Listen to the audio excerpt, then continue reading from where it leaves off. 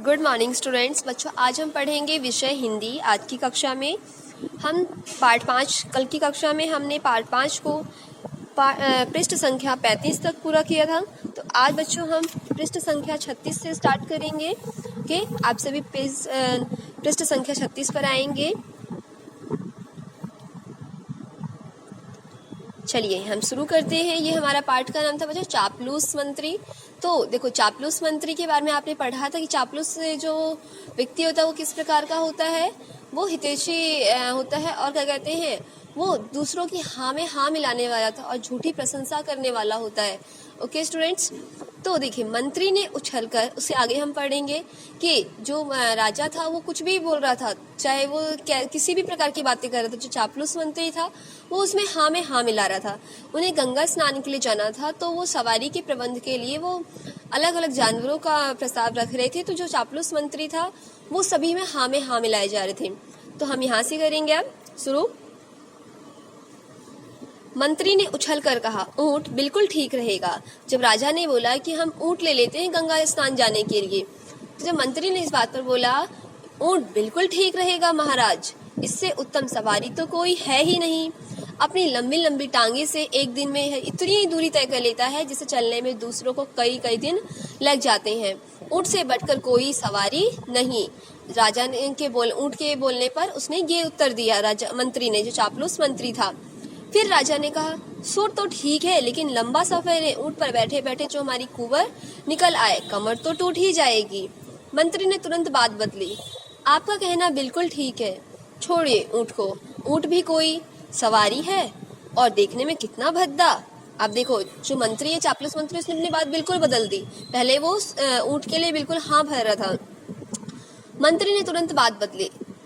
Okay, फिर राजा बोला, मेरे विचार से घोड़ा ठीक रहेगा। मंत्री ने कहा, आपने तो मेरी मुंह की बात ही छीन ली।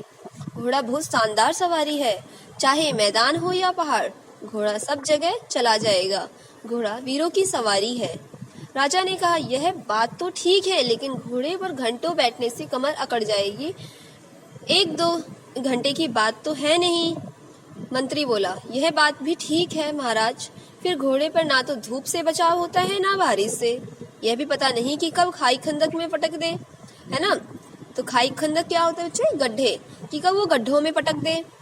फिर राजा ने कहा, फिर तो पालकी ठीक रहेगी। अब राजा ने अंतिम में बोला कि अब तो पालकी ही बिल्कुल ठीक रहेगी। तो मंत्री ने उत्तर दिया, आपने बिल्कुल सही कहा महाराज, उसमें तो धूप से भी बचाव होगा और बारिश से भी, आपका सफर भी बहुत अच्छा कटेगा। फिर राजा ने इस बात पे पूछा कि लोग हंसेंगे तो नहीं। पालकी में बैठकर गंगा स्नान के लिए जाने की बात अजीब लगती है। उसने बोला कि हम पालकी में बैठ के जाएंगे, मुझे ये बात बहुत ज्यादा विचित्र लगती है। तो मंत्री ने कहा, महाराज लोग हंसेंगे तो अवश्य, गंगा स्नान के लिए आपकी पालकी में जाना तो जीते जी मुर्दे की तरह जाने के समान है। फिर राजा बोला, फिर क्या करें, गंगा स्नान के लिए जाने की बात रहने ही देते हैं। फिर मंत्री ने सिर झुकाकर कहा, आपने बिल्कुल ठीक फैसला लिया, बिल्कुल सही फैसला निर्णय लिया आपने कि गंगा जाने में ही क्या रखा है, मन चंगा तो कटौती में गंगा। राजा ने कहा, तो फिर ठीक है। इसके बाद राजा ने गंगा स्नान के लिए जाने का विचार छोड़ दिया। तो बच्चों आपने देखा, इससे कुछ नहीं, जो राजा बोल रहा है उसी की, चाहे वो सही बोल रहा है चाहे वो गलत बोल रहा है। जो चापलूस मंत्री था उसमें हाँ में हाँ मिलाया जा रहा है। तो बच्चों आप सभी को ऐसे चापलूस व्यक्ति से या ऐसे झूठी प्रशंसा करने वालों और हाँ में हाँ मिलाने वालों जो लोग होते हैं उनसे बिल्कुल सतर्क रहना है। और क्योंकि ऐसे लोग हितैषी नहीं होते, वो आपके हित में कभी भी बात नहीं करेंगे। ओके, और उल्टे खतरनाक होते हैं। ओके, तो आप सभी जो है झूठे व्यक्ति से दूरी बनाए रखेंगे और सतर्क रहेंगे। ओके, तो बच्चों आज ही हमारा पाठ पूरा होता है। इस पाठ को हमने पूरा कर लिया है। तो आप किताब कार्य को पूरा करेंगे। Got it student.